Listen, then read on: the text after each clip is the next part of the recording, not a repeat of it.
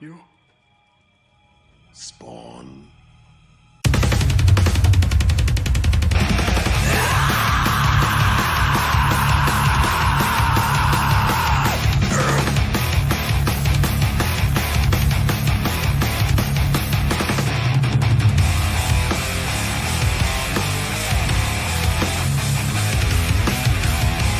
You sent me to hell, Jason. I'm here to return the favor. I'm feeling strange, drowned in the grave. All alone, I rot in my own skin. So serious, I say, a choking restraint. The perfect plane laid down my own name. Girls rising. Girls rising. The stars remain, a deeper disdain. A blood field, blind and response. From here I cling to the ones that remain. Exile without reason. The time to catch the feelings we relentlessly stubborn is clear to blow. Preparing the power, strengthening the arm, and building the wall. Welcome to your demonstration.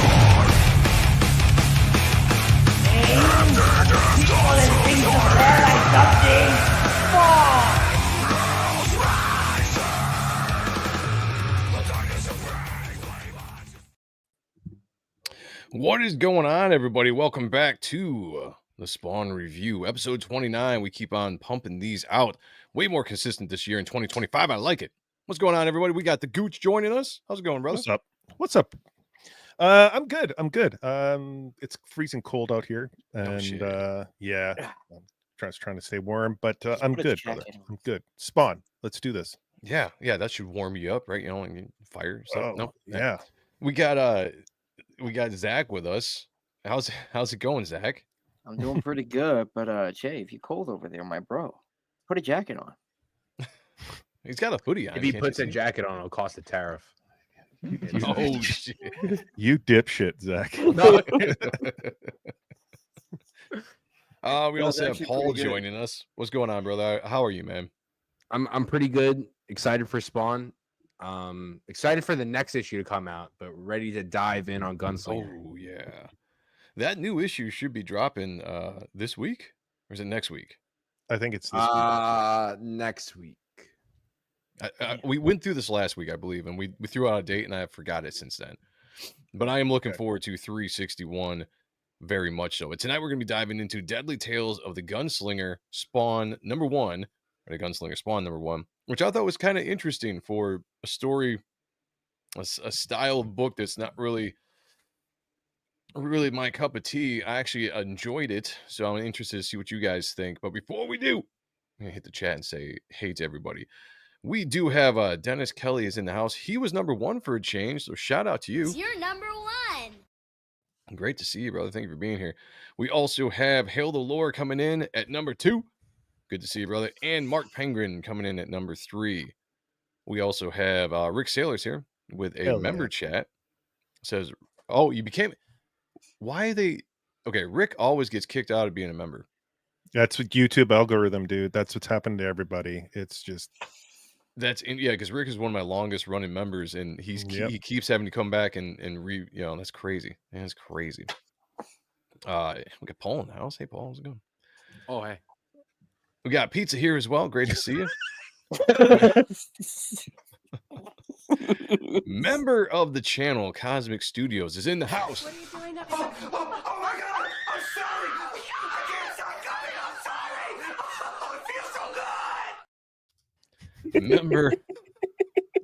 good! Member of the channel, the Don, is in the house. What are you doing up? Oh my God! I'm sorry! I can't stop coming! I'm sorry! Oh, it feels so good! He says, Zach's done for the rest of the podcast.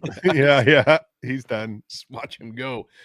He says, some badass intro music. Hail motherfucking Joe, the Gooch, Zach, and Paul. Legends. What's up, all. Don? Don was last night, I gotta say, in the chat last night and late night, he was killing it with some of his comments. He was hilarious. He's a funny man. He is a funny man. Wiley J Draws is in the house. Good to see you, brother. Thank you for being here. Guys, wherever you are streaming, please hit the like button, share this stream out, let everyone know that we are live. If you get a chance, come over to the YouTube channel, subscribe, hit the like button, join us over here in the chat. We can have a good fun time. And I got some fun drops for you guys. I'm waiting to use a couple of these that I haven't used yet. So I'm hoping we'll see. All right, let's jump into this. Let's get right into it. Gunslinger Spawn, Deadly Tales, of the Gunslinger. We're gonna rock and roll with this. First thoughts before we really dive into this, guys. I hate that cover. Yes. Oh, come on. Really? The cover I like is not that cover either. No. I gotta know, what is it about it you don't like? Just the art style? I don't care for it. Looks claymation. But it matches the interior book. I was just gonna. This is the interior artist, right? Yeah. Which I'm not a huge feels fan the of the same art in this vibe. book. I'll just say that it's just not my vibe as far as the art goes. It's not horrible. It's just not what I agree with you. Comics. Yeah. Like I think it probably fits this story being kind of like a western feel to it. I guess it probably fits, but it's hard for me, man. It's hard when you go with Brett motherfucking Booth on the regular Spawn title, and then some of the other artists. It's hard when you see a departure in that style. I mean, it's just my eyes get used to like a Brett Booth style, like right here. Having this kind of comic book style with this book would have been fine. You know, a little bit McFarlane doing his thing. You know, so that was the cover I got. Yeah. I have. It's not a complaint so much as just, you know, something that wasn't the biggest fan of it, you know.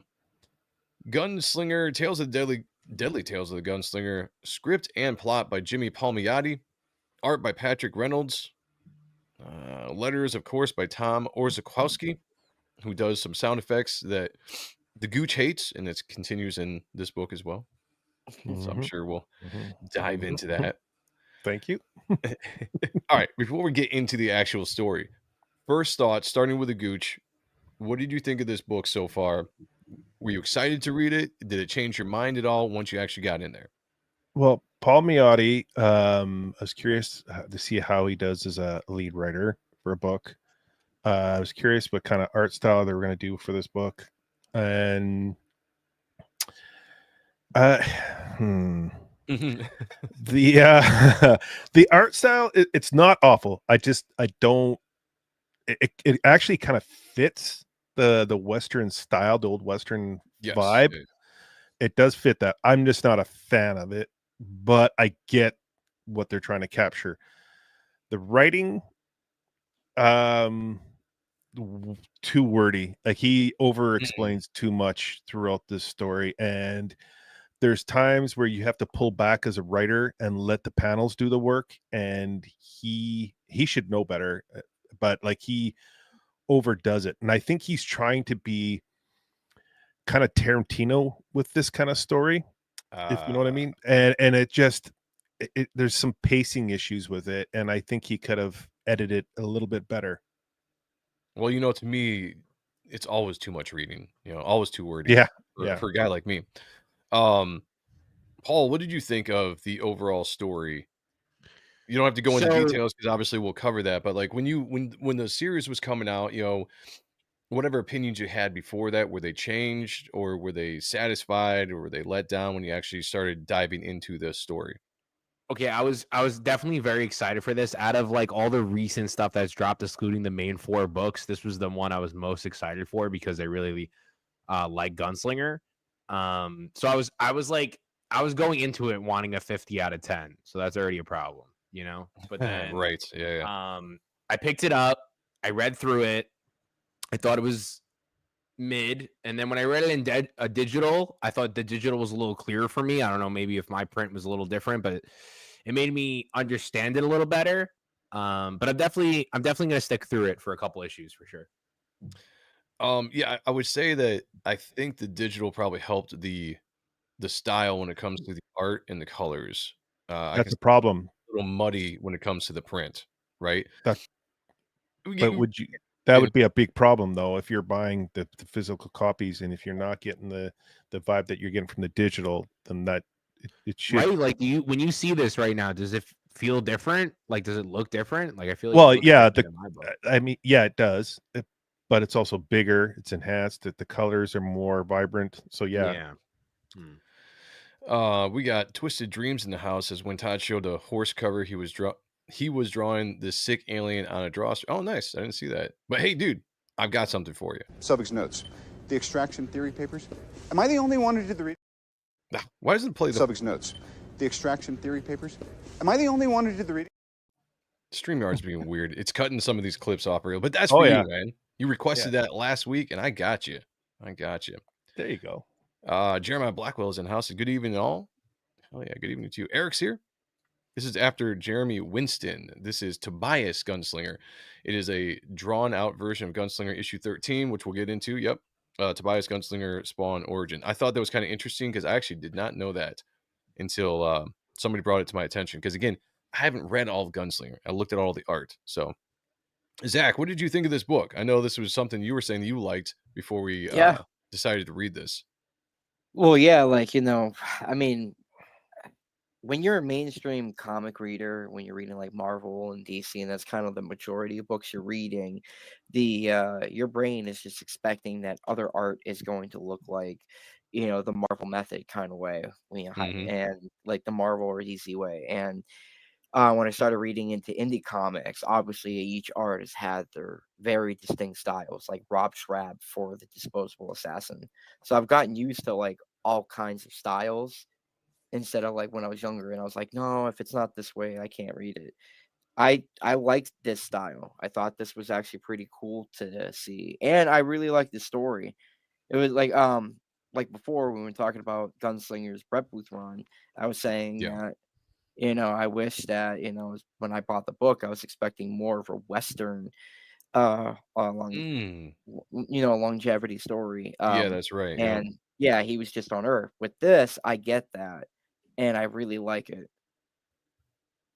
So, like Eric was saying, this does tie into Gunslinger 13 that kind of shows his origin. This is kind of an expanded version, I guess you could say, of his origin. So we'll jump in that in a second. But the book opens pretty interesting. You have this character here who has got a pretty good look. I like the idea of the mystery of the character with the pretty much silhouette with just the red eyes, having just carried out this mission, taking out these people, burning them alive. Is basically a mission that he thought was beneath him, and he gets handed a new mission to go after the who would become. Here's the problem right off the hop. Yeah, hit me with it. It's a demon right off the start, right? Right. I would had him say nothing. Absolutely nothing. And he's just giving him orders of what he wants. I see that. And then, go on from there. You got to make it mysterious. He over explains a little too much in this book. Like there's a lot of like you could have let the artwork do your story for you. No, I do. And see, this is the thing with me with reading comics. Like there's a weird balance. Like I like the ongoing series, the main series right now so much because I think it is pulled back on the script a lot. It's a quick read, right? All the new spawns, they're very quick reads. It's not too wordy for what's going on. And then you dive into a book like this, I get it. Like there's a lot of character driven scenes, right? Like this demon who is a shapeshifter, as we find out, takes whatever form he takes on. He's going to he's basically trying to track down the sheriff of this town in Gunnison, Colorado. And so he has this interaction. He comes upon the sheriff's house, and the sheriff's wife is there, and they have this conversation. Which, if it was a TV series, you know what I'm saying, the dialogue would be great, right? The interaction between the characters would be great. This part is fine. You keep scrolling up. It's like when it gets to obviously he's having a conversation asking her about she wants to know why she wants to know why he wants to meet her husband, and this part right here. If you keep going further, because the dialogue it's just, I mean, it's overdone a little bit. Right here, right here is where you could have had 4 boxes and had him on her face, where she could have been looking at him. He could have had that look on his face of like yeah, you know what's going to happen. And then you could have had panic on her face, and then the next one, I lied, I'm going to kill you no matter what. I think that would have hit I get a you on lot that. better. Yeah. I like the dialogue between the two characters. You know, it's again like you said, yeah, kind of Tarantino. Like I didn't really think about it till you brought it up, but just the way that the characters interact. This guy comes into this house. He supposedly she sees him as a priest, or he's kind of dressed as a priest or whatever, and he's really interested in her husband's work and the guy that he's got in jail right now. And slowly the conversation starts to kind of get creepy, right? You know, but what's interesting to me is like why after he kind of threatens her for the first time, she just like sits down, but she's got this kind of like angry look on her face instead of a scared look. Mm-hmm. I do like the Well, it's dialogue. the same where frame. It's just the same. They just yeah, moved it it's the down and copy changed and the pasted. background. Yeah, the copy and pasted frames. You know, like I Yeah. understand that trick when it comes to art. You know, that works. It does work. You know, but a change in expression at the end might have worked. But I do like the dialogue where he's like, "Well, if I tell you I'm going to have to kill you, still want to know?" And then it's just that silence, and it's just like, "I lied. I'm going to kill you no matter what." I like that. I thought that was a good sequence to end that scene. It fell flat for me. Yeah, because of the art, or just because of not matching up on facial Just the expressions or whatever? way he thumbnailed this, like the way like it gets too much at the bottom there. I think he could have had her just like panic in her face and then have that smile, and you just have the like frontal view of his face smiling and saying, you know what, I'm gonna kill you. I'm gonna kill you no Yeah. matter what. Like Right, that would right. have been more, that would have hit a lot more, because then you're like, Yeah. oh shit, this guy's one sick individual. Yeah. You don't No, get that. You I just get get you on kind of that, like, yeah. And they do give you the reveal of who he is 2 pages later, so it's not like they shouldn't yeah, be showing it. which Yeah, yeah. right. Right. Yep. And I So we didn't get like how they did the blackface either. I forgot about that. It's like if he has the blackface and you can't see him, he shouldn't be talking. You know, I like that. you talking about like on the first page, like Gooch was Yeah, saying? yeah. Yeah. Because yeah, it happens later too when they do that. They don't let him talk, and then it looks good. Yep. Yep. Nope, I can see that. So we get to this the sheriff who is leaving town and going back home to see his wife, and even though we're in the Western time, it's fairly lit by the moon, but he comes up to his house, it's all dark, something's wrong just because of that aspect. He walks in, sees his dead wife sitting there, uh, all bloodied up, who knows what happened to her, and then he immediately gets shot after. He says, "No worries, you'll join her soon." It's basically just like, "Who are you? What happened? No worries, you're dead. Goodbye." Boom. He's dead. And then we get some pretty gnarly, I think, transforming scene. Like I kind of like this, where he's just, you see him go back to his demon form, if that's what you want to call it, with the blank face. His skin is kind of like morphing and wrapping around, and he becomes the sheriff, as he's really solidified right now as a Even shapeshifter. even that scene, I would have done it a little differently. I don't like the cheap gunshot to kill him. I know we're trying to do Western here, but Yeah. he slit her throat. So I would have left her on the table. I would have had him hiding behind the door, and he go to his wife, in shock, and then him walk behind and say, like, he didn't even have to say anything and just slice this guy's throat as well. I think that would have made, like, it would have made it more intense. You would have been like, shit, this guy's like an evil son of a bitch. Because it's not revealed in this issue, any theories on who this might be? It's not Well, Violator. he's a That's demon. what I was No. see. That's what I was thinking. Like, is it? Yeah. Could it be the Violator? Or one of the Violator's brothers? No, Violator would have been, he would have done exactly what I was what I said. He would have been like lurking and come up from behind and just played with his food a little bit. Yeah. Well, he's the Violator for Gunslinger. It's Right. like, So meaning, it's like, the that's equivalent. going to be our main bad guy. But Like, I don't Go even understand this point, him burying the bodies. Like, This is what I was going to bring up. So this was Yeah. interesting to me, that if he was just a psycho cold-blooded killer demon, there's no need to bury the bodies, right? So Yeah. the fact that he does bury the bodies, and it takes him all night to do so, then the sun comes up, and they depict him as watching the sun rise after he buried these, which is a respectful thing to do, right? So when you murder someone in cold blood, you basically just let their bodies to rot. But if you were burying them, is kind of like a respectful thing. So it kind of threw me off a little bit. I'm like, all right, so who is this guy, and what's his real purpose? Because that's not necessarily villain tactics, I guess, is what I'm saying. Yeah. We do have a member of the channel, Edwin, in the house. Oh my god! I'm sorry! I can't stop coming! I'm sorry! Oh, it feels so good! Hells yeah. Thank you for coming. By the way, the whole point of playing that clip is I'm supposed to say thank you for coming after that. So thank you for coming. Thank you for being here. When you see those shoulders go in on Zach, you know he's done. Now, Everybody, what do you guys take think a of look this at it. art? From like these pages? The arts, like the overall art, or just like these pages From specifically? where we're at least now. Okay, so here's the thing. Again, it's not my style. Yeah. It's not what I read comics to see. That being said, like the Gooch was saying earlier, I think it fits the story. So as I go into the story, as I'm reading it, I'm getting pulled more into the story. I'm starting to adjust to it, right? And so it's not that I necessarily like it, but I'm not, it's not killing it for me, right? Like I'm starting to kind of be like, okay, I can see it. I do like the coloring. I like the bounce back between the warms and the cold colors, depending on the different scenes. So there's some of the stuff I like, some of the stuff I don't, like, and then he does it there. So like, I don't know if I'm tripping, but like I just remember my first time reading it, my biggest complaint was like I didn't know who the main character was. Like I felt like all their faces looked the same. That's exactly my point. That you know what I mean? I thought everyone looked the same. So when Gunslinger becomes Gunslinger, I was like, who the fuck's Gunslinger? I was like, which character was Gunslinger? Because no, we're not. That's a great point.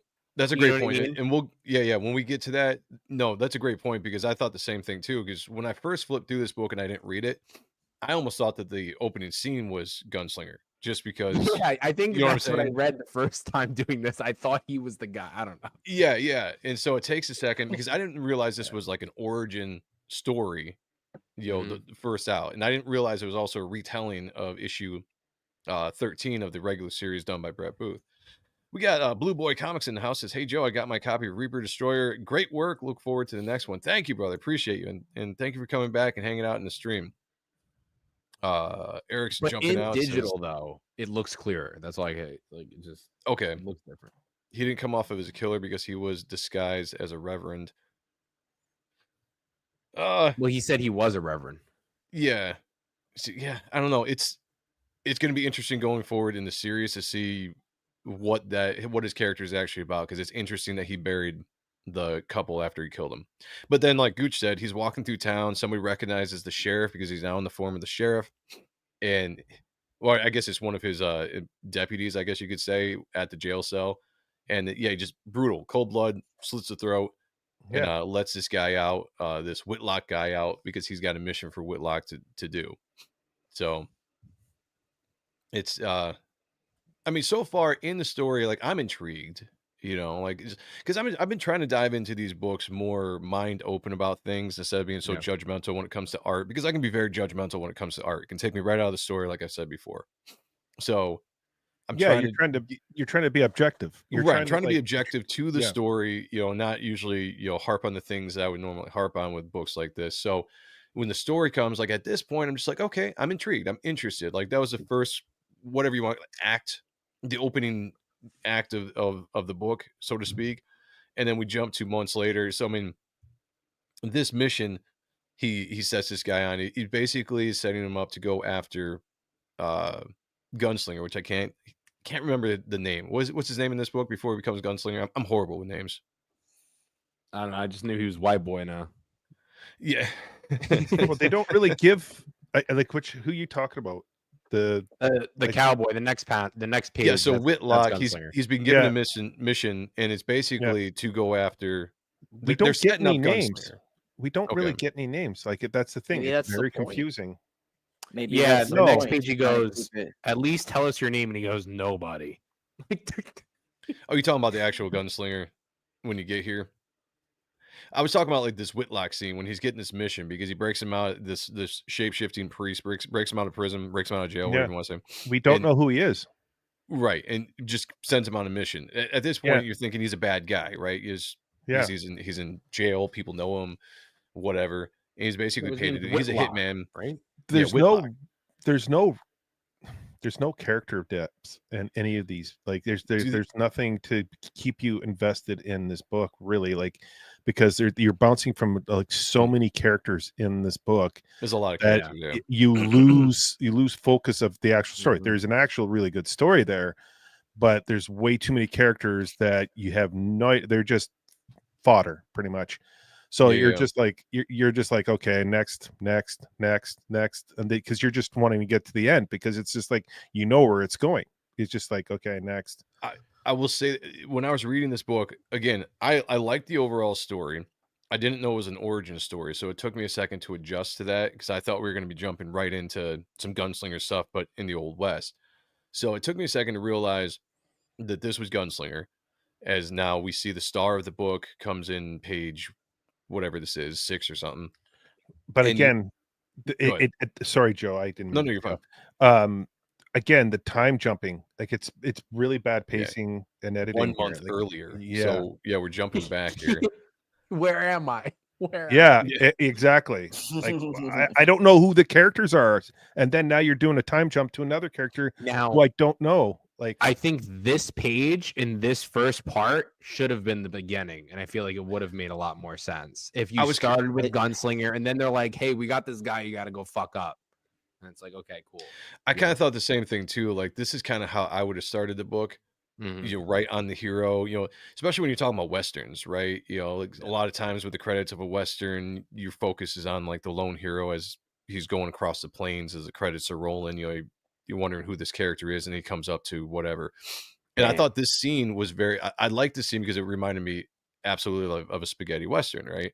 You get the nameless man, the nameless hero, and you know, they say a little bit of stuff about, you know, like they told him it was, you know, hopeless, blah blah blah. He's seen, you know, his share of horrors. You know, it's a little bit of a back narration of who he is, I guess, to a little bit. And he comes across, you know, the typical gangs taking on the innocent people. They've already killed some other people. They're about ready to kill this couple. I think they've got a kid, or maybe it's just a man and no, it's just a man and his wife. Yeah. And they're gonna take him out. They're gonna do bad things to her. You know, like all the basic setup, right? And he comes in. blam blam. I was just gonna say, blam. there's your sound effects right there. You know, Holy shit. I was waiting as soon as since you Jay. pointed this out. Since you pointed this out a couple weeks ago, every time I read these books, I see that, and the first thing I think of is Jay, the Gooch. I'm just like, oh, yep, Yeah. like there it is. But I can't unsee it now. It's like it's so limp dick. It's just like it has no it does nothing. It doesn't get you excited. It's just blam blam. I'm It's sorry, Jay. holy It's Yeah, fucking yeah. funny, bro. turtle. love- pokes- I would Yeah, love to talk to. I'd love to have a conversation with Tom Orzechowski and just ask him, you know, his What's idea. wrong with you? Well, because he's done great lettering, Horrible. right? You look back at Yeah. the entire Spawn series, that's him, right? Whether it was the beginning in Yep. the 90s when he started doing it by hand, I think, then into the computer stuff and blah, blah, blah, so on and so forth. And he's done such great things. I kind of wonder, like, what's the idea behind some of these just more bland sound effects we've been seeing, you know, He loves it. lately? You know, I'd just like to see what the philosophy is, I guess, you know? So anyway, this nameless guy comes in, saves this couple, does his thing. Yeah. Basically does the Clint Eastwood thing. They ask him his name, and he's just, I'm nobody. You know, like I had no problem with that. It to me, it was like right out of a spaghetti western, Clint Eastwood style of a movie. And then we're jumping right back into Gunnison Yeah. It's just all today. over the So we place. went back a month, so just so we could establish the man and his wife. I think that's all they did. They wanted to just establish that there was a former run-in with those characters, and now Did- we're back in the present day. Let me ask you, did we really need that part? No, you could have just No, gone right should have into been the this beginning. because he saves them the same way But- both times. but- You But know, does he even need to save them like the first time? He could have just No. come the second time. Or like that could have been the first time, the second time here. Like it's just you're right. You're right. It's No, I agree it's with that. It was- overwriting. Yeah, Yeah. I agree with that. You know, like you could have introduced them right now. It had the same impact with this scene as it would the scene that we just saw. So I get Bigger- what you're saying in that. Yeah, I didn't. Bigger you know, impact. Great point. Good point. Because they wanted to show that he was a winner, but they should have showed that he was a winner and an elite killer prior And if versus you like look at it- back-to-back scenes. You could have had him riding his horse into town. I was and just going to saying, say that. Yep. yeah, and saying, Go ahead, yep. damn, just like he did the first when he was coming to the cabin. Their Yeah. what their wagon turned over on fire. Yeah. No, I was gonna bring up that same point. You could have done the same dynamic, just riding into Yep. town, the lone, horseman coming into this bad town and rides into the bar and he comes across, the innocent couple getting terrorized and then does his thing here. So yeah, I guess, I didn't really think about it the first time I read it, but that's why I like having you on, Gooch, because sometimes you bring in things. I'm very simple, right? I'm just like, oh, okay, cool. Like, all right, that happened. We're moving on. But I get it. Like, you got kind of like an editor's mind when it comes to that kind of stuff. Well, I'm just a retard that reads comics. Dennis Kelly says it's kind of like someone explained a weird ass dream all over the place. Yeah. Sheldon Martin, member of the channel, is here rocking and rolling. What are you doing up? Oh my God! I'm sorry. I can't stop coming. I'm sorry. Oh, it feels so good. Thank you so much for coming tonight. Appreciate you. He said a flaccid SFX, not full retard at all. Yeah. It does feel like it's all over the place. Yeah, I get it. Let's see. Like a fever dream in a comic form. Yep. Okay, let's jump on here. So we see the same couple in town. I'm assuming it's about a month later or whatever it is, and they're being terrorized now by the group of this Whitlock guy. And unfortunately, the husband this time around does not escape the fate, gets his head blown off essentially, and his wife gets slapped around. And all of a sudden, here's our hero again out of nowhere. I do like the fact it's just he shows up again. Thunk. He looks like Pedro Thunk. Pascal. He does. He I'm just like, does. what? Like he Great looks. Oh point. man, He looks come on, thicker man. on the horse. No. That's a great. I cannot see it, dude. Yeah, I know. That is a great. And now point. he's slim, and his neck is thick as fuck here. I'm like what's going on with the proportion of this guy? Like, because it's not. It doesn't look good. Because like his you look at his shoulder, like Joe, you see it, like his neck is coming. Far. Yeah. Well, he has a rotator cuff tear. He looks like his neck is coming out of his shoulder. Like it just like the collar, like it's all over the place. Yeah. There's some. The shoulder could have been defined more than it is. Again, I think it's the art style, and like Wiley J says, the art is boring. Yeah. For me, for what you see on this channel, what we like to get into, especially with appreciating comic book art live, this is not the kind of comic book art that I'm really into. But since we were reviewing the book, I was trying to get into it, and there are things I like about it. There's stuff about the way that the use of the blacks are done, and just some of the stuff that I do kind of like artistically like. But overall, it's not my cup of tea, like I said earlier. Definitely. But we do get to see, very Western. But we do get to see Gunslinger before he's Gunslinger, using his array of weapons, especially knives and guns. And I do like this scene, even though this guy. So this is clearly a setup, right? No, this is Back to the Future 3. This is from the Good, the Bad, the Ugly. Yeah, thank you. I was going to say the Clint Eastwood one. It's like they did did it in come Back to on, the Future dude. too. Yeah. Oh, it's very daggers at him. It's very tropey. Well, those were guns. Yeah. Oh boy, now I'm getting into that mode. I gotta pull it back. Pull it back. Yeah, pull it back. I don't want to get there. I don't want to go there. I liked it because of the tropiness of it, because it's a fucking Western, right? And so, but the reveal's really gay. Like you don't like, I gotta play a chest hammer. That's how I win my fight. Like, come on. Like Wiley J says fistful of dollars. Okay. Yeah. Fistful of dollars. Yeah. I swear to God. But it's the trope. It's the Clint Eastwood trope. You got the body armor underneath or whatever. And so the biggest thing of this scene is just to show that they were using this woman, because somehow they must have known there was some kind of connection with him, to draw him in, and it was a trap. It was a complete setup trap. They knew kind of his techniques, and they weren't even after the girl, even though they take her as kind of a hostage, and then they just beat the holy. I'm sorry, go ahead. There's a sound effect. Crack.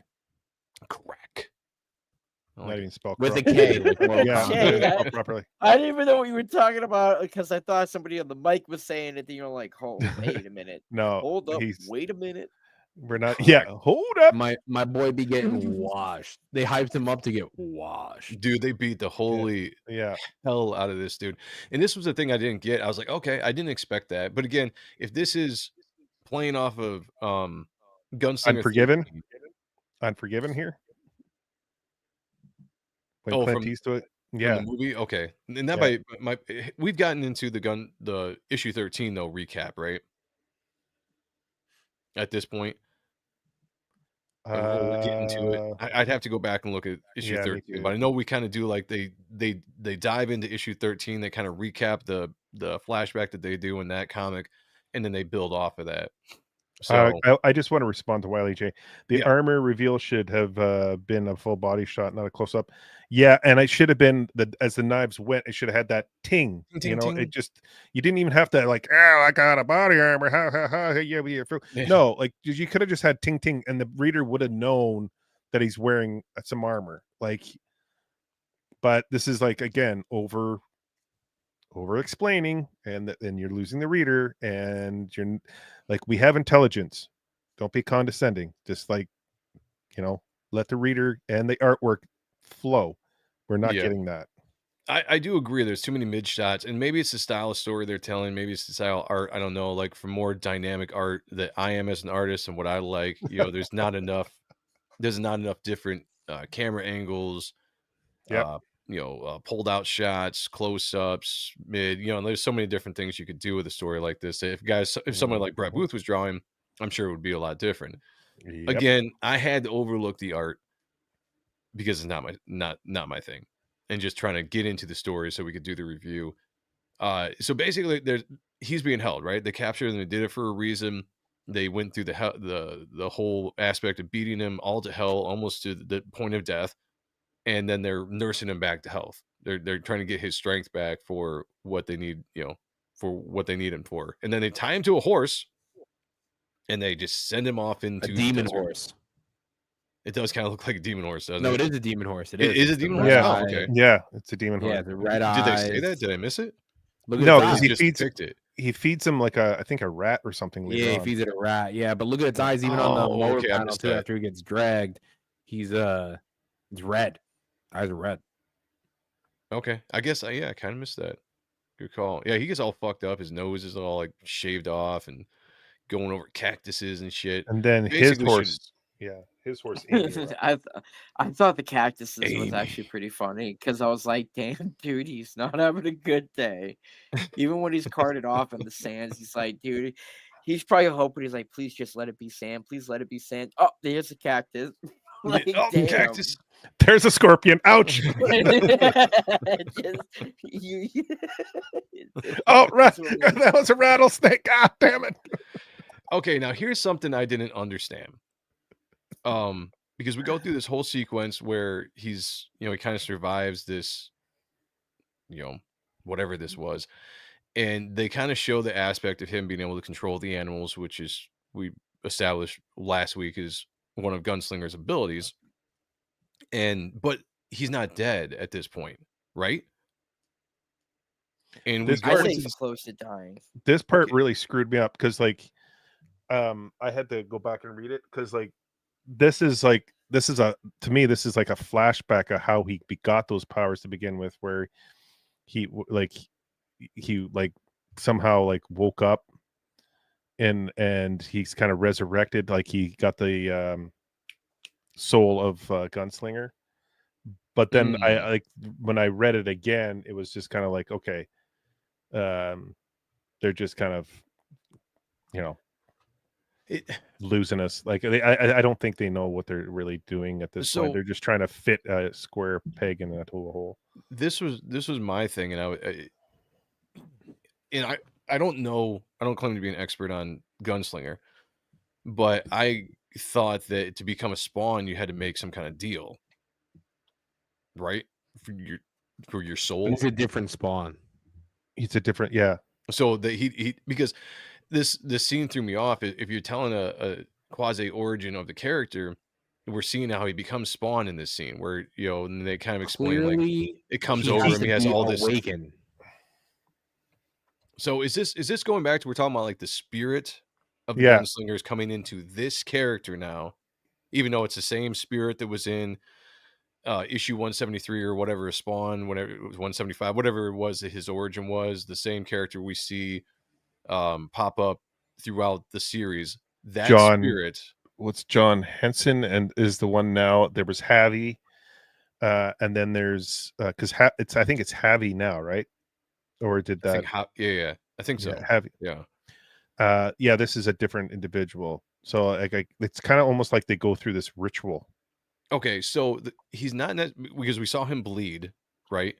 We saw this character bleed in the issue 1 of Gunslinger that we saw. One of the backstories, they're talking about how he dips his weapons in blood and all that kind of stuff, and it's human blood, it's red blood.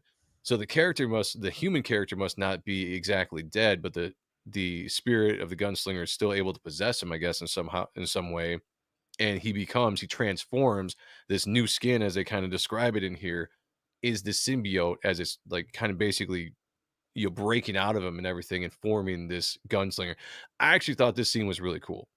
Yeah. This transformation scene I thought was really cool, starting from here, just kind of showing that he's now kind of, as he's slowly coming into form, the control over the animals, this really brutal just werewolf in London kind of transforming scene, you know what I'm saying? Yeah, because it's like it's weird because like this individual here, he was trying to protect the woman and the husband, and he paid the price for that. Yeah. So it's like it looks like Amy dragged him to like where that tree is, and we saw Javi rise from kind of a similar spot with the wolves. Okay. So it's almost like a ritual thing, like of like like the spawn gunslinger spawn ritual. Like it, so I don't know. There's no real clear. But this That's is why I was definitely saying the I was confused. first gunslinger, because this guy. Naturally, yeah, maybe, yeah. No, he could be a reincarnation. Yeah. Still. Well, that's what I'm saying. Is this the gunslinger that's in the main series right now, or is this the gunslinger that was? No, Javi is because Javi is the one that is trying to find the one Okay. that killed his sister. There was a group that killed his sister. But don't they bring that up in this book? No, I think we're like, this is where I did that, listen to that podcast where he was saying basically that this is where I heard it, because he was talking about this book, that this isn't that character yet, quote unquote, meaning like it's going to, there might be 1 or 2 or 3 more people that get this gunslinger power before we get to Javi. Yeah. Okay. All right. That explains a little bit, because some of this does confuse me when I'm trying to piece together all the history, I guess, of the gunslinger, which and I love this splash page coming up. Is it Tobias? I thought it was Javi. Eric. Yeah, now I'm all confused. Yeah, it's all over the map. And the crow from the sky dropping off the hat. Amy.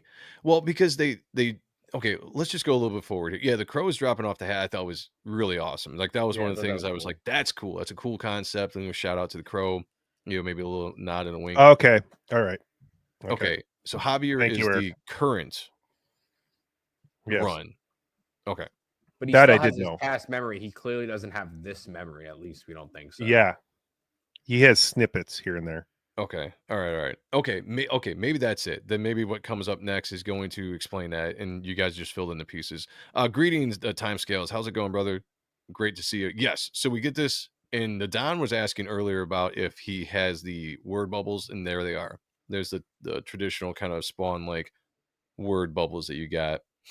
One night later, he tracks down one of the people that left him for dead, and he's just all badass Spawn looking. And that is, as far as me not liking the art, I do love this page. Like this was well drawn. I like it. I like the contrast with just the really nice, the blacks with the wolf and too. The wolves right cool there. Although I might have colored the wolves a little different color. They almost disappear into the background a little too much for my taste. Maybe make it a little bit more white. I think that's purposeful though. And that could have been too, yeah. But I like, and I get it. It's the first issue, and I know they extended it. It came out a couple weeks later than they were because he wanted more pages, etc. But like, I feel like we could have got to this point sooner and had more cool gunslinger shit. I agree with that. Yeah, because when I'm buying Gunslinger, I want to see Gunslinger. Like having half of the book be all just humans and a little bit of a demon. It was fine, but that's not what I was looking out of it. Now I know Zach wanted more of this, more like kind of the Western stuff. So I mean, what do you think, Zach? Were you digging it so far up to this point? Yeah, I mean, listen, none of you guys are saying is invalid at all. Like, honestly, I guess like I was looking into when I was reading it, I was reading it with the intention to enjoy the whole thing, Right. regardless of things that are wrong with it. And so I guess the things didn't really catch out as blaring as it did for you guys. But I did like, I mean, the art style. I mean, I like looking at the art style back and forth as the story pacing is still going because I thought some of the moments, just kind of looking at some of the panels, like, oh, that's a decent shot. I could probably, figure out how to do that on my own. Like, Yeah. but yeah, I hate the lettering. No, like looking back on it. Wiley J says opinions on the hat. I like Well, it. there's something that we still have to learn about the hat because it's similar to like Al Simmons with the cape, right? With the cape. So, Yeah. But like the design of it, if you're just wondering about the design, I like the design. It gives a unique, like the tall hat as opposed to just like a cowboy hat. I'm not sure why that was chosen in the first place for the design, but looks good. Yeah, it's very phallic. Very phallic. yes. Speaking of phallic, That's a line. That is a slash. No, Guns that's N' Roses. looking like a spring. It's a String. Come on, son. Is that a cucumber? It's Oh, it's a penis. Those are balls. It's a big black dick. It's drawing black. It's a big black dick. It's a black cock down. yeah.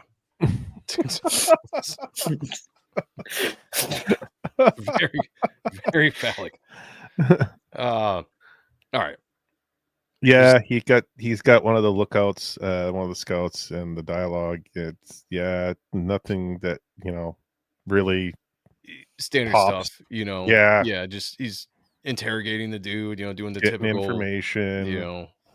And apparently this guy is one of the badder guys. Once we find out from some of the dialogue from his buddies back forth, but basically says, "I thought you weren't going to kill me." He's like, "I'm not going to," and shoots him in the knees, and he says, "They are." It's like Commando.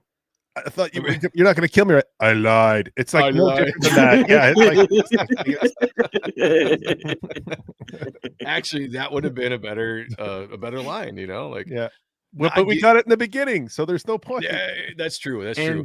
That might have been a good contrast though between the two, the demon and his now kind of more demon hellspawn kind of form. The fact that he had that mentality. I don't know. I didn't mind it. It's tropey, but I didn't mind it. For sound effects, like one of my things, like it's the same thing with like numbers, right? If you like use the number 4 versus writing the number 4, and then if you're going to use a bam bam for guns, why are you not using bam bam for the guns here? That's or a am I good point. wrong? Sheldon Martin brings up a very, very good point. That's got to be the hat's nickname now. Big Black. Black Hawk Down. Black Hawk Down. Yeah, that's what. All right. So anyway, the wolves eat him up. Good scene. He goes off forth into finding this woman. Actually, he's trying to find Whitlock, but in that interrogation, he realizes they took that woman hostage as well. And now you get a very like, oh man, what did this remind me of? Hateful Eight, maybe. Hateful Eight, they did have a lot of snow. Maybe that's what it was. Maybe it's the scenery. And they do go into What up, the Phil? cabin and they just clean house. Here's the issue. Like, why are they holding the woman hostage? What? Because like, he's a what's so cuck. It's part of being a spawn. I was wondering that too, except the fact that he showed the propensity to save innocence in that flashback scene, and he did it again in town. So maybe it's a weakness of the character that he is someone that is going to try to save the innocent. I guess more than that. I think anyone that wears a spawn suit has to try to save someone else's wife. It's just part of the thing. Well, that could be Zach. Go ahead and finish what you're saying, Zach. Well, so I mean, this is like confusing because I thought of that too, and I mean, he went to great lengths, and like you said, multiple times. I think she's more than that. Something that there hasn't been told quite yet. Either she's, I think, his sister. Or maybe he wasn't able to save his sisters, so it doesn't make sense. It's not sister. It's not his sister. That makes no. She No, would recognize him. no, it's not his sister, but he's saying like because he couldn't save his sister, that But maybe that's he's got the the weakness to always try to but save. that comes after the story. That's That the comes saving after. his sister. Yeah, Tobias. We would. Oh, okay. Eric said, Again, yeah, I'm all messed up in the freaking yeah. timeline here. All right. Twisted Dream says the night got away from me. Gonna have to catch up tomorrow. I really enjoy the four of you talking about this. Well, thank you, brother.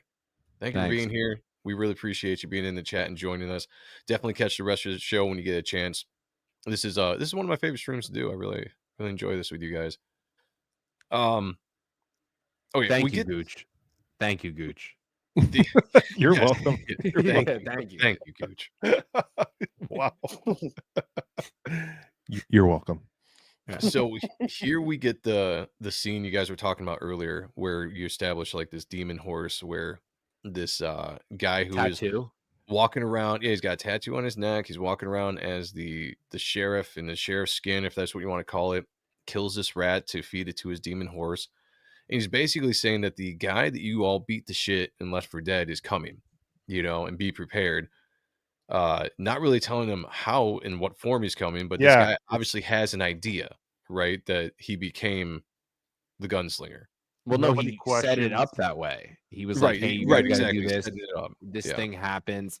And real quick on the eye, there's an eye. The tattoo's an eye, and that's the thing at the end, because there's 4 eyes at the end. But I'll zoom back Okay. later. I honestly couldn't even tell what it is when I was It's looking an at eye. I it. just zoomed in. It's an Nope, eye. you're right. Yeah. Now that you say it, I can see it. Yep. The Great Silence is The Great Silence is a great spaghetti western set in the snow. Highly recommended. Oh, nice. I don't think I've ever heard of that. I like the old spaghetti westerns. I haven't seen one in a long time, but I grew up on watching those.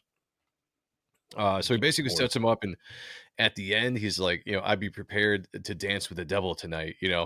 It's like sacrifice these guys. Whatever his great scheme is, he's got no love lost for the people that he hired to do the job they hired him to do. Basically setting him up for gunslinger. It's almost like a test, right? It feels like testing what the gunslinger can do or what he's willing to do in this. Again, this scene, like, what is the point of this scene? From the shadows, the gunslinger, like, we know what he's doing. Like it's just like Right. over explaining everything. It's just like, come on, dude. Like, we've been And reading technically, Gunslinger. Like, it's not like something totally new. It's like we know the character already. Like, and you're trying to tell us, like, this is that condescending stuff that I'm talking about. Like, it's just like we're all morons. Like, oh, good, okay, like, damn, I hate it when they do that. He's watching. Yeah. Son of a bitch, dude. I didn't mind it. I'll just say that out there. I didn't mind it so much when I was reading it. It didn't, but I get what you're saying, where you're coming from on that. Gooch. It's gay. But come on. The second time around, though, reading this and not reading it, like the first impression, I didn't like it, but the second time, I'm actually gonna get the second issue now. Like, for sure I am. Like, I thought it caught me the second time around. I think I will. And hopefully it's just this is the only issue that's Bumblefuck Nation, and then like 2, 3, 4, 5 is like its own thing, like how it is at the end. Like, it continues from this. Like, long as we don't get any more back, I don't want no more back. I just want right. I don't. Yeah, I want to go forward with the character. Overall, I didn't mind. Okay, so here we go. Yeah, we're and here we go. Into this is what we want. Or this hobbies. Yeah, this is where we want to go. We want to go into Bumblefuck territory. This is where we go, because now we have no idea. That's why I was confused, because he's watching. He's checking out the cabin and everything, and then we go into this backstory. He's remembering, or the spirit of the gunslinger, what I don't know, is remembering the scene of him as a kid and what happened to his sister, right? Yeah. Oh, that's why I brought her up. Oh, yeah. Okay. Oh, okay. You're talking about this part. Okay, I thought you were talking. Okay. Well, I thought you were talking the next about part. Tobias. Yeah. Well, this is where I was confused. I right? think this is. I don't think it's a sister. I think it was like a girl that he had a crush on. Is that what it was? Okay. For Yeah, some reason, because appreciation, love, like jubilance. Like, I thought it was more of a girl that he liked. Oh, okay. So I might have messed that up then. I thought maybe it was That's what. like Yeah, the that's what I was relationship getting between at. him and his sister, not in like an incestual way, but just I don't know. Oh, Eric says this is Tobias. So this is This is Tobias. Okay. Okay. He's a sister fucker. How did you know it's Tobias? Because we don't get that. The only reason why I thought was because of the whole thing with his sister, and so that's why I was confused in this whole But thing because Javi- I thought this was the story of the current. Javi loses Gunslinger. his sister to a bunch of I guess you can call them scoundrels or bounty hunters or whatever you want to call them in his story as well. So maybe there's an I echo. love it, the sister trope, because he Hello. was Yeah. Gunslinger before he lost his sister. No, I don't know. It Check sounds 1, like you're 2, crying 2. over there. You're like, I don't know. What? He's I like, think "What so. do you I think so. Because he wanted revenge. And I don't know. I don't fucking know. Honestly, I don't fucking know nothing, dude. Maybe it's his sister. I thought it was just a girl that he liked. That he And was, cool falling in page, love with. girl crying in the hat. That's pretty cool. And then he's like, I'm The ready. splash page. Yeah, the splash. But- Well, the splash of it was good. I liked it. Now I see what you mean, Zach, completely. That this is like the momentum. Like he's like, okay, I lost a girl before. I'm never losing a girl again. Type shit. Yeah. And Yeah. God help those who stood in the gunslinger's way. Yeah. Oh, come on. That's so cheesy as hell. Like, what the fuck? I'm never gonna lose a girl again. Like, what the hell are we doing here? Like, there has to be some I mean, there has to be some mystery to this. Like, sometimes it's Yeah. just the love of a for woman. every brother that loses Yeah. his He's sister, like, I will be love there. that she had a husband. That's what all spawns love. Now I get him, man. Now I want a script where Gunslinger gets his ass kicked and he's like stumbling into a bar to get a drink, and the guy next to him is like, "What are you here for?" He's like, "A girl." Where is she? My sister. No, not her. A stranger's wife. Yeah. So we get a shot at the cabin and all the baddies that are in there, and there's obviously Yeah. one that's eyeing the woman that wants to do devious things to her.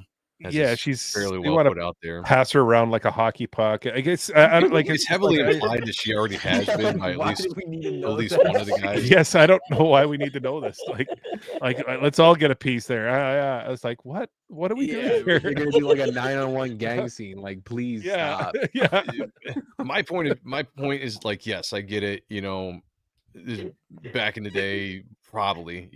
They even kind of said that the guy the gunslinger killed right off the bat was the worst of them. That they heavily hinted that he probably already did something with her. Sheldon kicks the door down and says, "Black Hawk is about to go down." Where's my room at? There it is. That's a good one. That's my sister.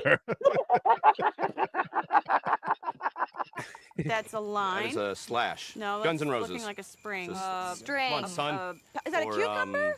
It's Oh, it's a penis. Those are balls. It's a big black dick. It's drawing black. It's a big black dick. It's a black cock down.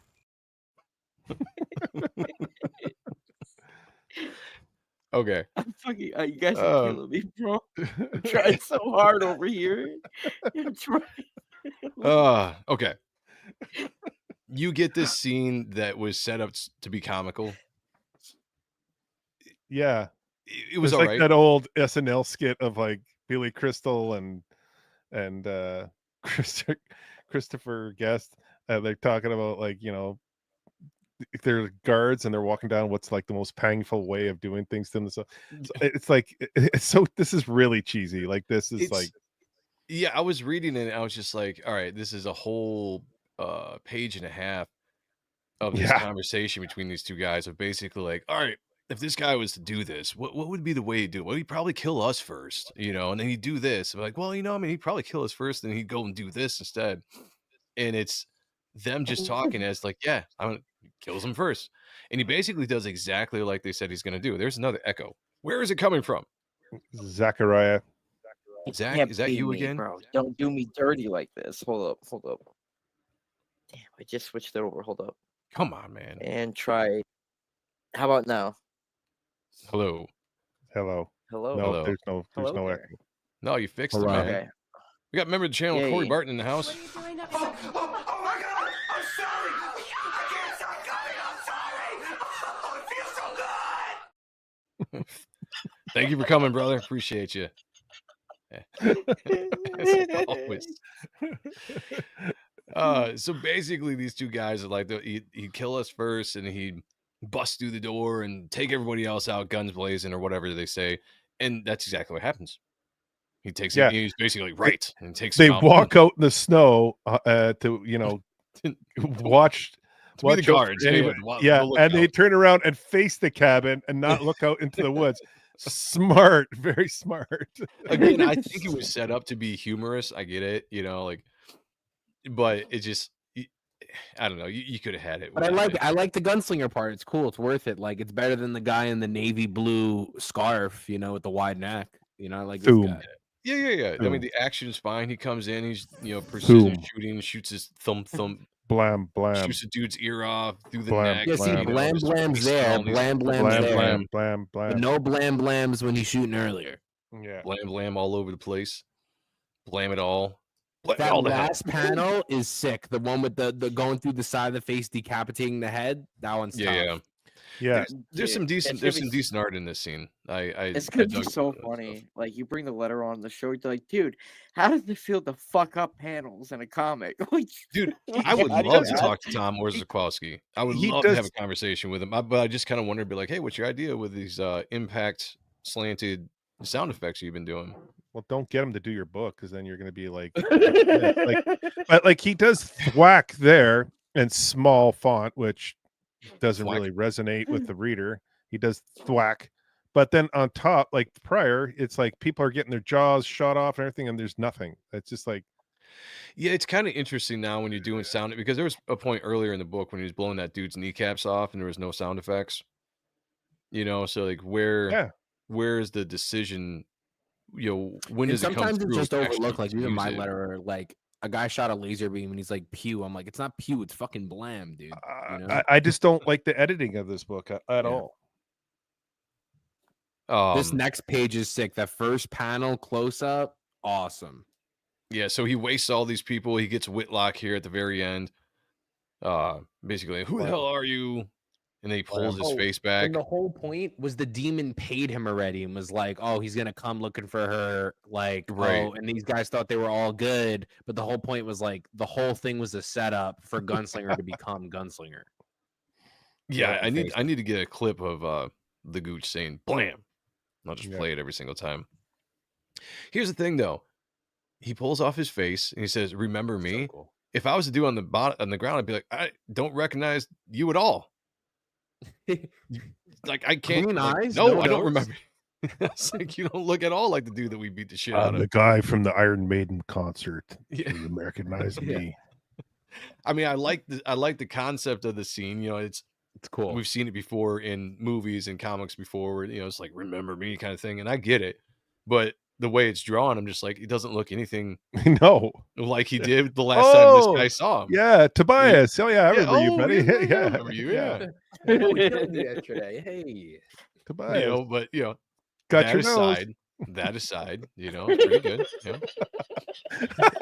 You like pickles, right? Yeah, you're in that room. Remember you?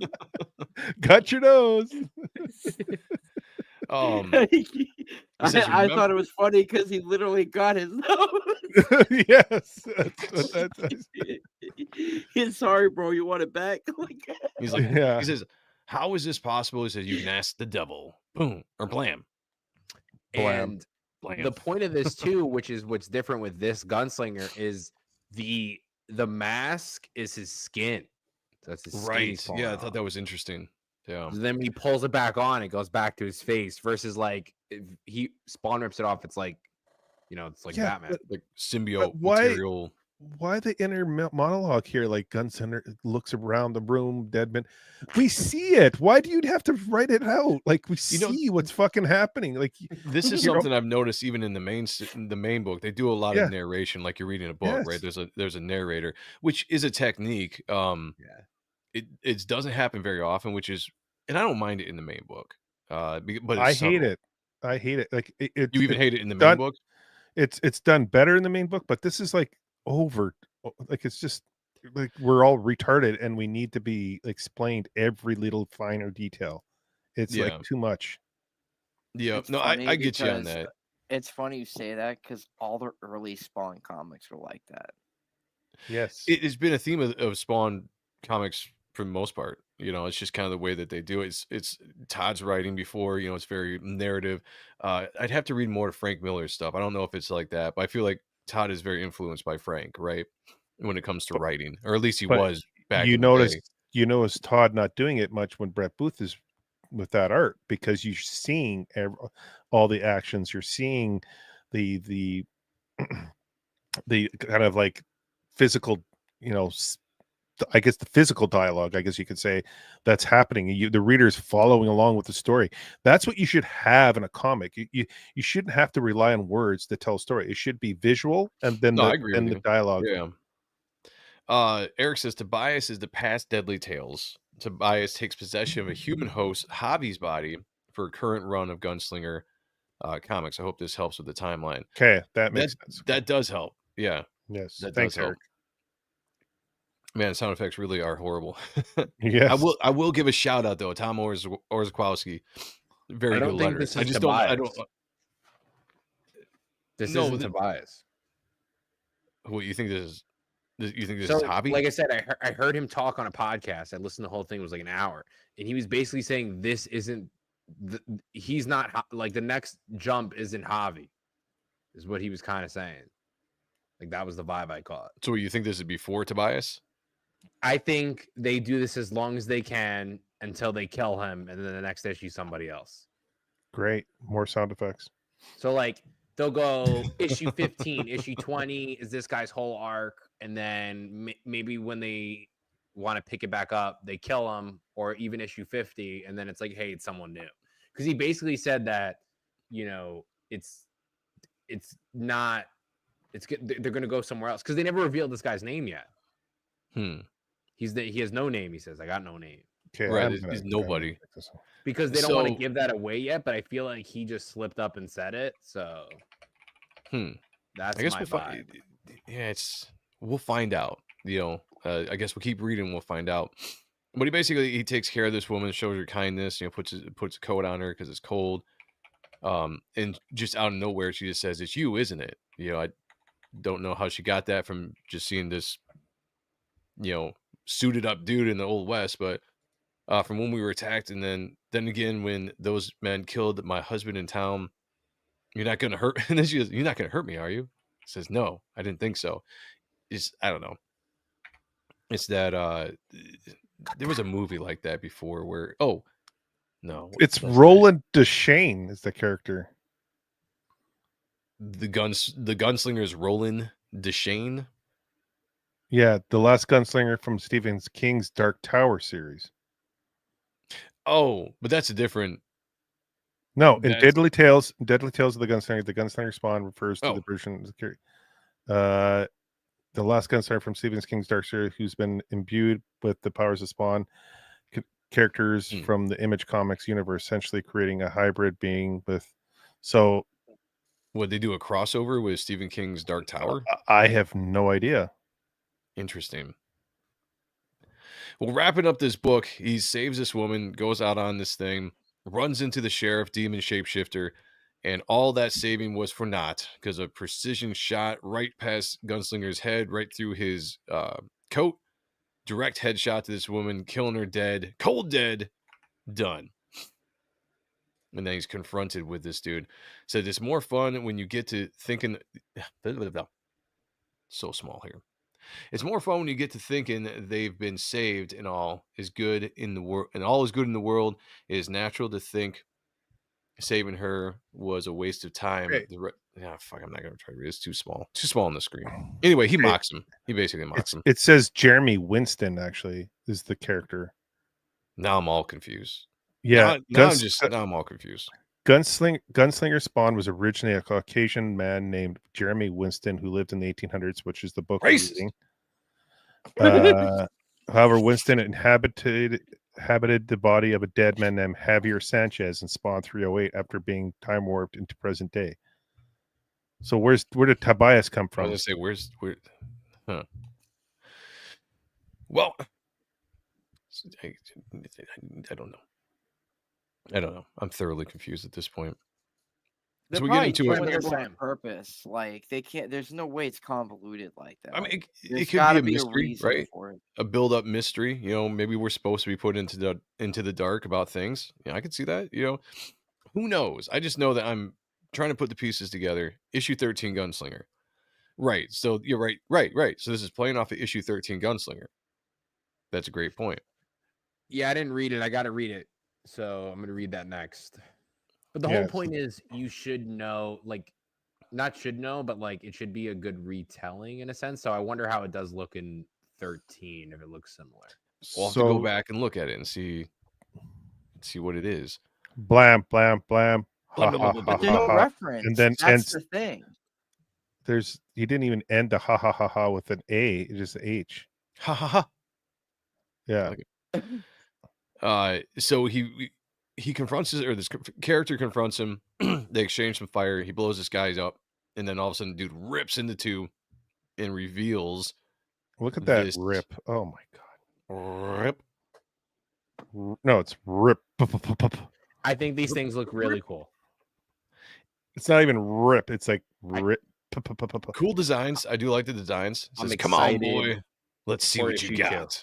It's Stranger Things vibe. Okay, yeah, it's got a little bit of that. Yeah, a little bit of the what are those called? I can't remember this. Stranger Things. It's got Hellboy.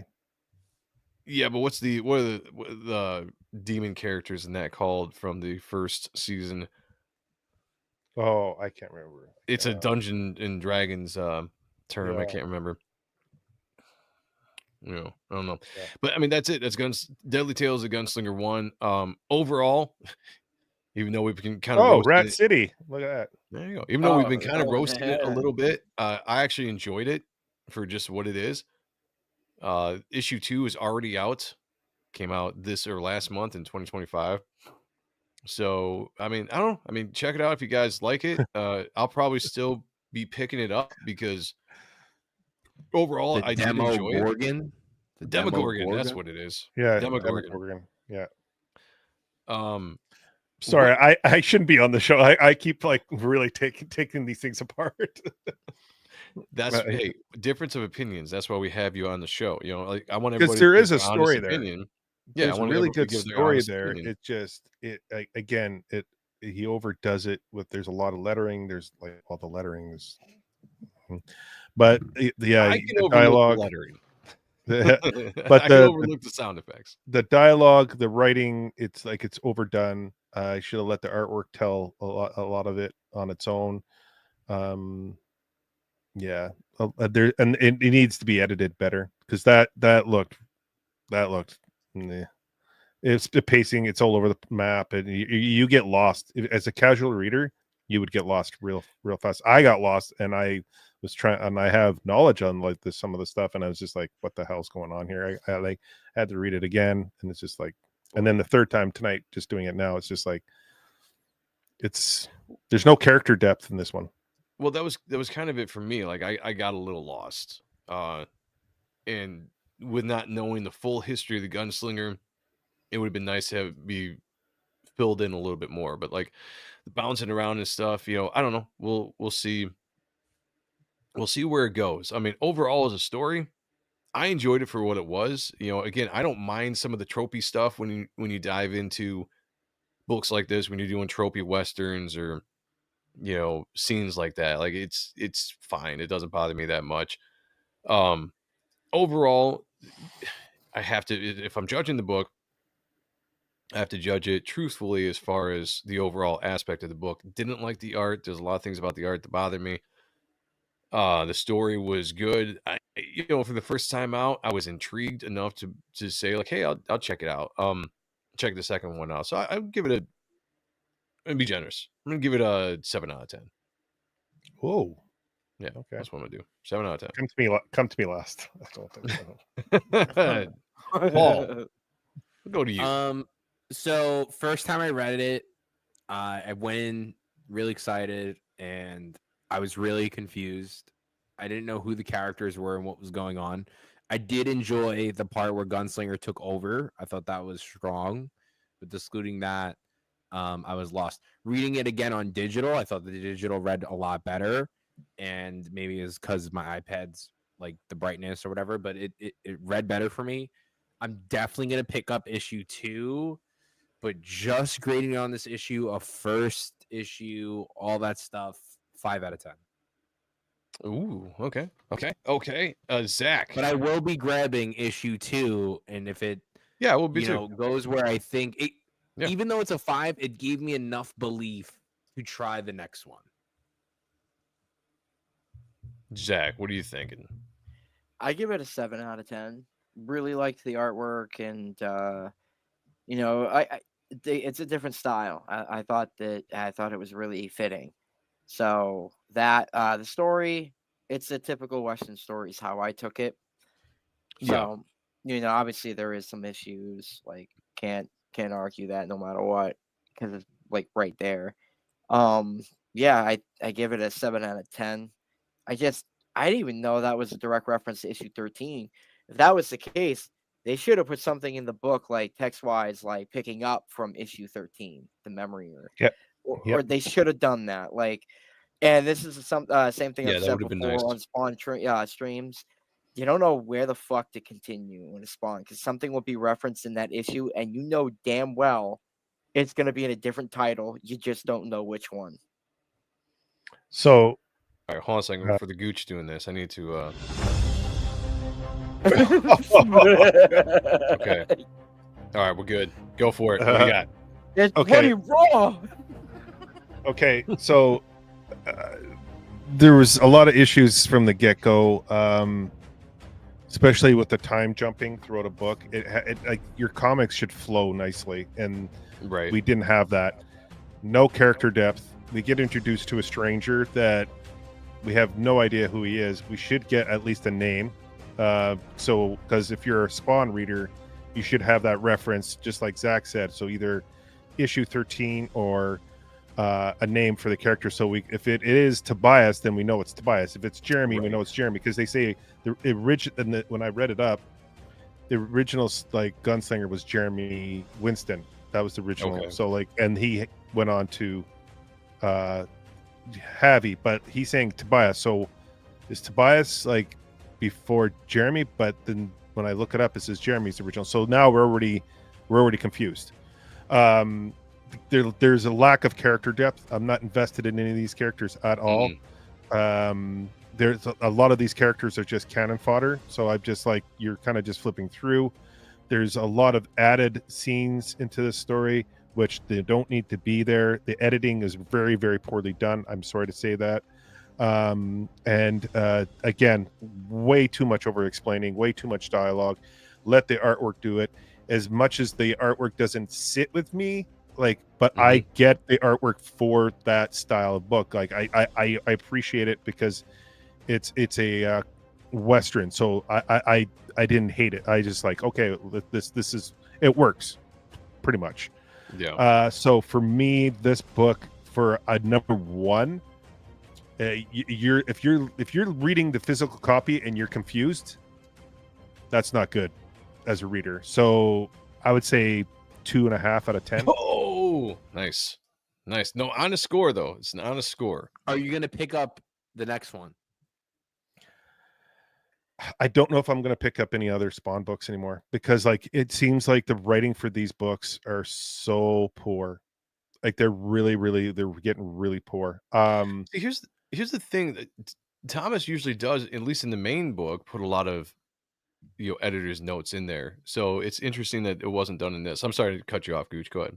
No. I think I did Thomas edit this one? I think. Well, here, let me. I don't have him. Yeah, I know he's the editor in chief, but I don't know if he's the editor of this book. Yeah, because like,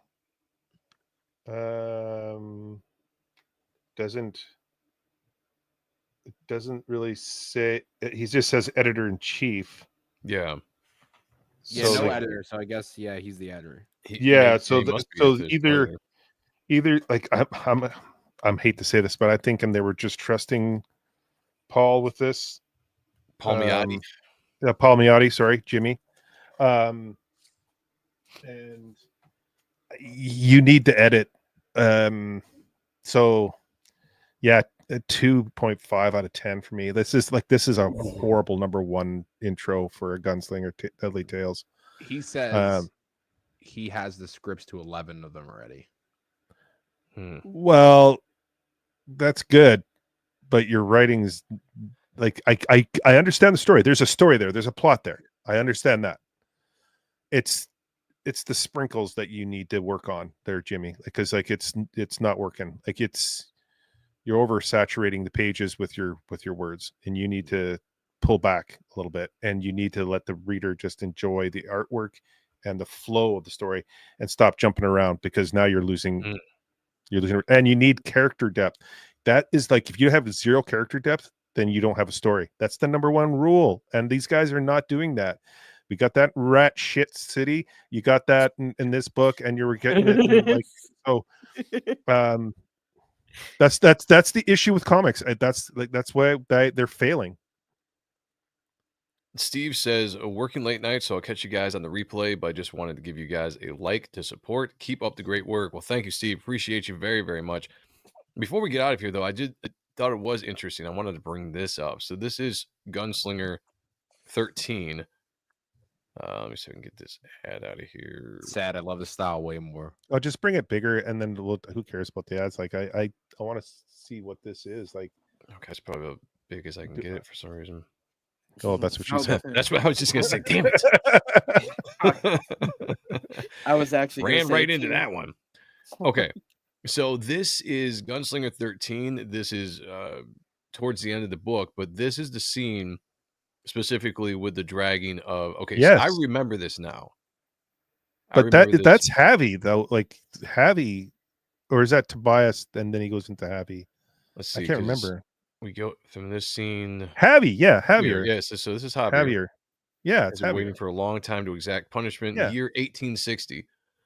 So, unless they had similar, both characters had similar deaths or whatever. No, that's stupid if they did. So if that's 1860, then no, but he's in water. It's sunny out. This one's in snow. It is different. That's true. No, that's a great point. So maybe both characters just have the same origin? No, nah. Because where's the snow? There's no snow. Well, he's also going on a hell of a journey here. Yeah. Fucking A.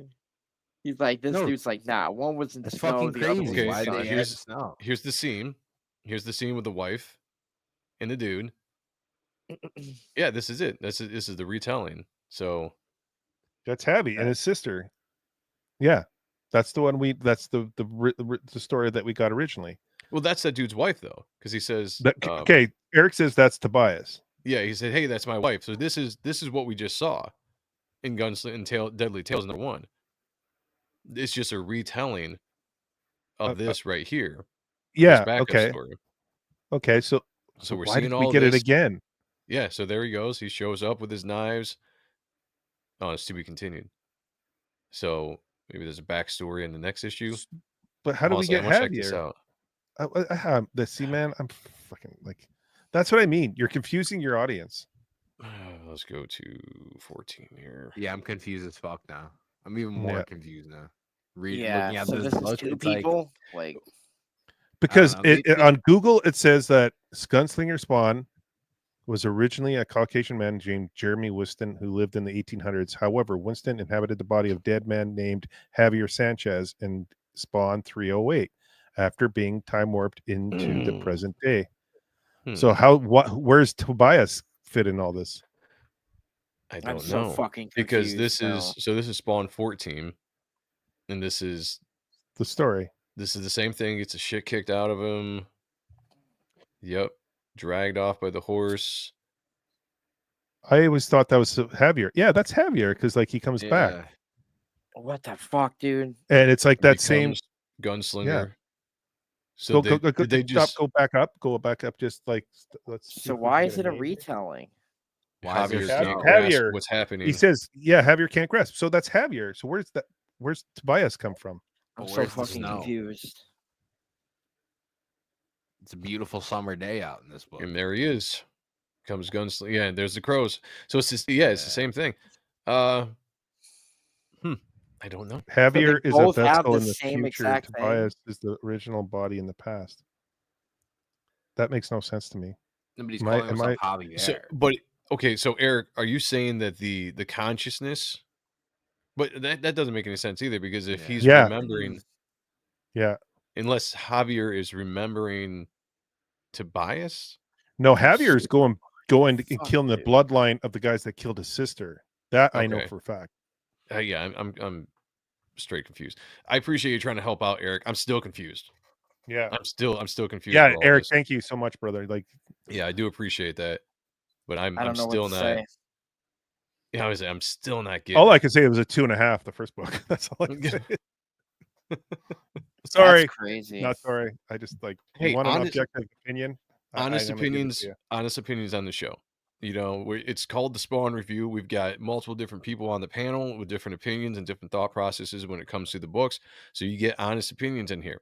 And that's what it's always going to be. So never have to apologize for it. If you don't like it, you don't like it. If you love it, you love it. You know, we give a ton of praise to Spawn, the main series on this channel. When you watch a review of the newest Spawn book, it's nothing but, you know, butterflies and puppy dogs around here. Like, we got nothing but great things to say about it.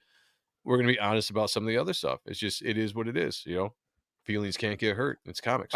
Wiley J says all will be revealed, and I get that, and I appreciate that comment, but like we had that with Al Simmons, but we knew Al Simmons. We don't even know who the fuck we're supposed to follow.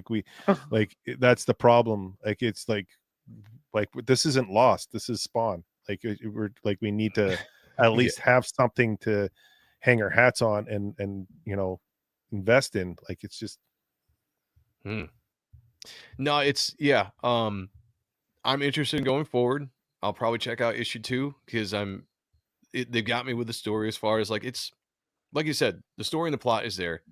It's not a bad story and a plot. Some of the execution is kind of clunky, and I thought maybe it was just me that was confused on things, but apparently no. not. I'm retarded too. I'm retarded too. So it's okay. So I guess we'll see going forward. My brother just finished Reaper Destroyer as well, Joe. He loved it. He wants more as well. Well, thank you so much, We all Blue do. Boy Comics. You See, are that's you a are book, a number one that you want more of. Yeah. This one, you're like, okay, I'm gonna go get a bagel because this was boring. Like it's just kind of meh. He said Reaper Destroyer can't spell. You know what? I can't read because I didn't even see that it was spelled wrong. He's the repeater destroyer.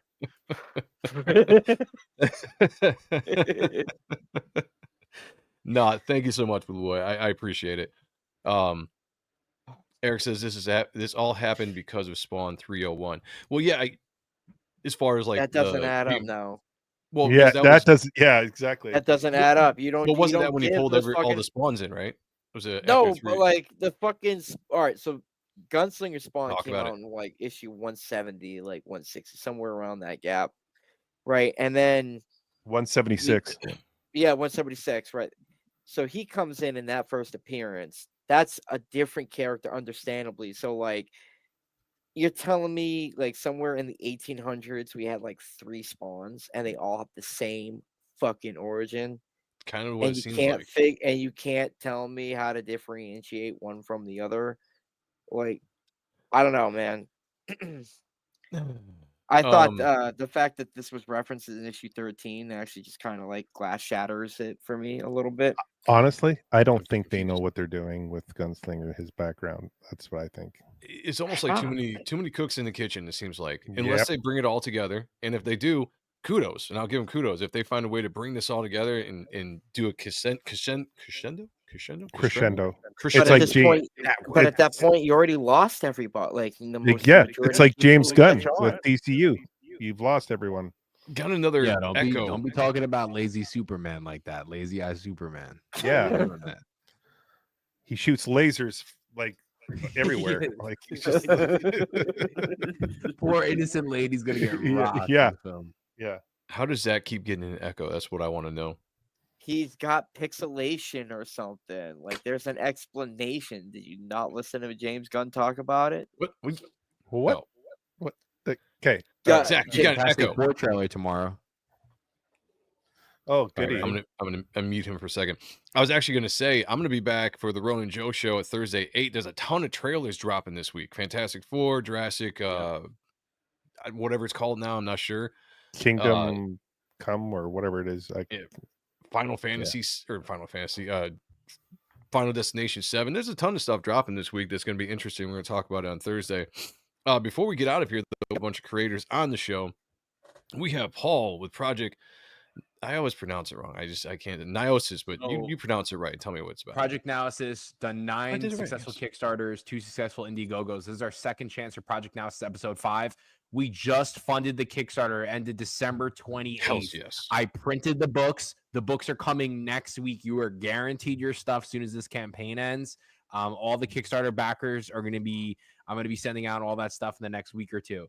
So if you want to be part of that, join us. Super action packed, no multiverse or do-overs. I'm the writer and publisher, and I have amazing artists that work for me. This is all the art that's inside the book. Everything you get is described in there, but I just recommend grab one issue, grab episode 5. It's fucking epic. $10 or $5 digital. What up? Can't beat that price, everybody. Links are down below. If we got any mods, throw those links in the chat, please. Todd McFarlane ignores a lot of what David Hine wrote. Jeremy Winston was written by David Hine. Okay. That would make sense if they lack a continuity because of that. I could see that. Zach, show us some art, man. Oh, yeah. We all know that Zach works on some stuff. So what do you got? I know you're inking. It's looking awesome. This is as far as I got in on Gunslinger. I'm still working it out. Oh yeah, nice. Dude, I'm liking it, dude. I like the black contrast there. Hell yeah. Yeah, he's still got a way to go, but I'm getting there. No, dude, that's looking good. Yeah. Look solid. Wait, there we go. We do, so speaking of books around here, Blue Boy Comics has been saying it. So Reaper Destroyer is getting out into people's hands, everybody. If you haven't got it yet, be patient. It's coming out. We are working on it. It's a slow process, but it's getting there. We got a ton of backers at 1,266 backers. Whoa. So just, we're doing our best. We're shipping stuff out on a weekly basis, sometimes a daily basis, depending on what we're getting. Shout out to my mom who's coming over to the house and packing during the day while I'm at work. Shout out to my wife who's doing a lot of the computer work when it comes to a lot of this stuff as well. So I couldn't do it without those two helping me out. But like Blue Boy and your brother, if you guys got the book, if you liked it, tag me on social media, whether it's X where I'm primarily at, or if you're on Facebook. Let me know what you thought about it. Tell people, give a little bit of a review, whatever can help. I'd really appreciate it. Feedback is absolutely much welcomed with this book. But this is going out right now. If you back it now, because you only have until February 15th, we are closing this campaign on the 15th of February at 9 p.m. on Michael Bancroft's channel. We're going to close it where we started it off. So be there. It's going to also be my birthday, my 43rd birthday. So okay. So you all know what to do. But this is my book. If you like Spawn, if you like the darkness, if you like the kind of characters and art that we look at here on this channel, you're going to love this book. But it is very much designed to be different than Spawn in a lot of different ways. So it's not a rip-off story. It's not something you're going to read and be like, oh, I've read this before. Or at least I don't think so. I think it's a very unique story, world building, a lot of stuff that we're building into this story and going to get to. Now that the book's getting out there, we're going to talk more about the story once everybody has received their books. Now that the first issue is out and some of the twists and the cliffhangers are out there, and we're going to really dive into issue 2 once we get there. I'm really excited about issue 2 and where the story is going. I believe so much in this project. Everybody that helped me put this thing together to get it out. Got some fantastic names on this book, like Inkers Joe Weems and Matt Bat Banning from Top Cow fame. We have a Dale Keown cover who's just rocking it out here, which is a Pit #1 homage cover. Shelby Robertson doing a cover. Beautiful work. We have a supplemental book that was written by me, or one of the stories was written by me, with art by Oliver Isabedris. Fantastic artist. Definitely check that out if you get a chance. I mean, he drew the hell out of this story that I wrote. It was kind of fun playing writer for the first time, as well as our very own Kayla who wrote a story for me, drawn by Fabio Sameo. Just very sexy, mind-bending story. You guys are going to love it. If you haven't backed it yet, you have until February 15th to back it.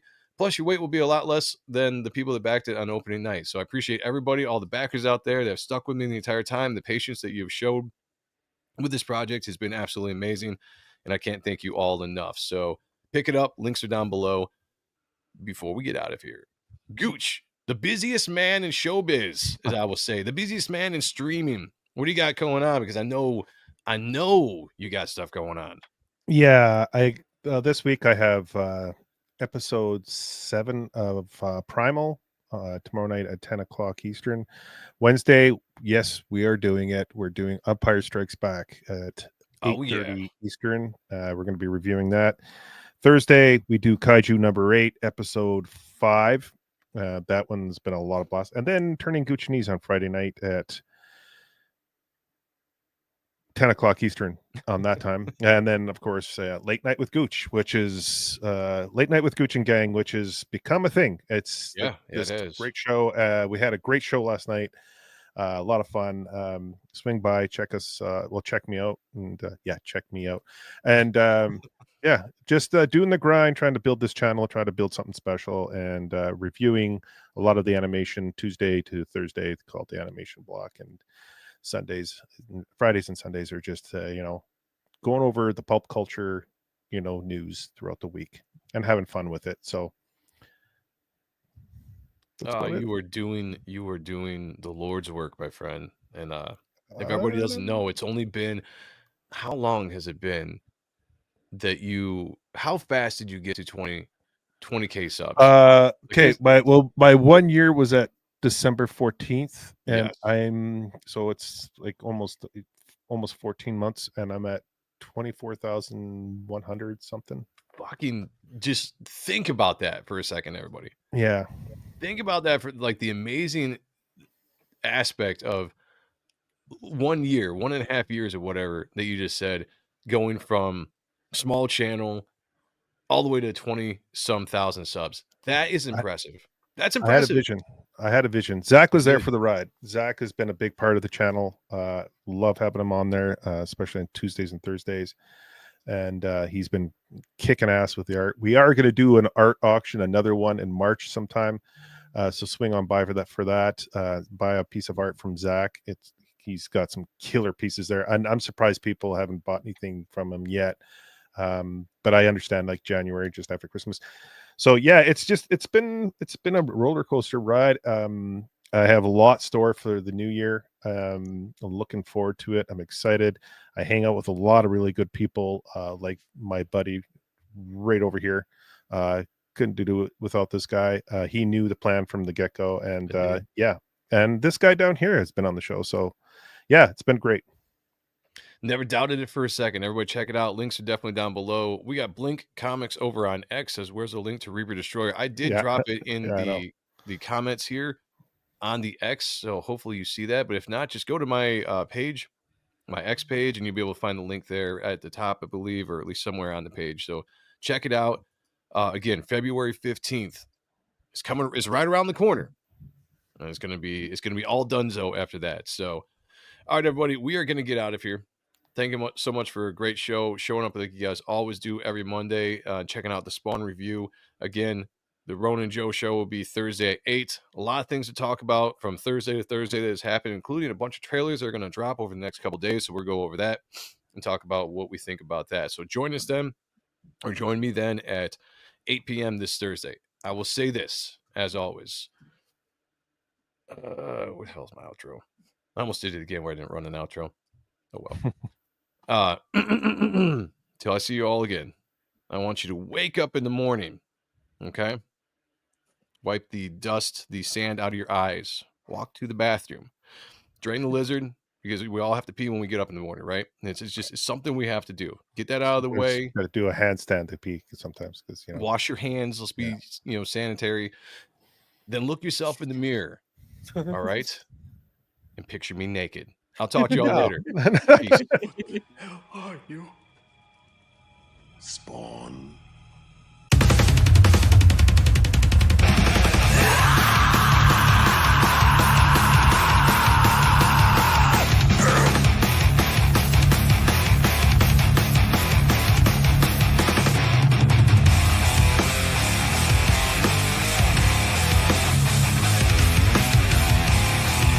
Reaching hell, Jason.